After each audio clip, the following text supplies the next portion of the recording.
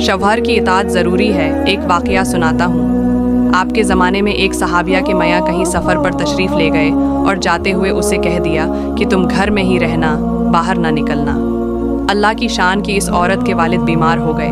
उसने आपकी खिदमत में पैगाम भेजा और दरियाफ़त किया कि मेरे मियाँ ने मुझे ये हुक्म दिया है, लेकिन मेरे वालिद अचानक बीमार हो गए हैं। आया मैं उनकी बीमार परसी के लिए जा सकती हूँ? आपने फरमाया, नहीं, आपके मियाँ ने कहा है, उसलिए आप घर में रहें। अल्लाह की शान देखिए कि उनके वालिद की तबीयत और ख़राब हो गई। उन्होंने फिर उसकी इत्तिला की।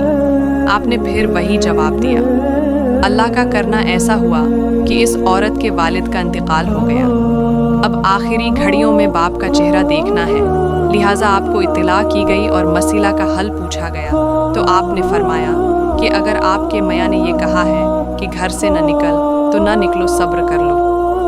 अंदाज़ा लगाइए कि इस औरत के दिल पर क्या गुजरी होगी। खैर, उसके वालिद की तदफीन हो गई। तदफीन के बाद आपने उसे पैगाम भेजा कि अल्लाह की तरफ से ये पैगाम मिला है कि तेरे उस सब्र की बदौलत अल्लाह ने तेरे बाप की बख्शिश कर दी है।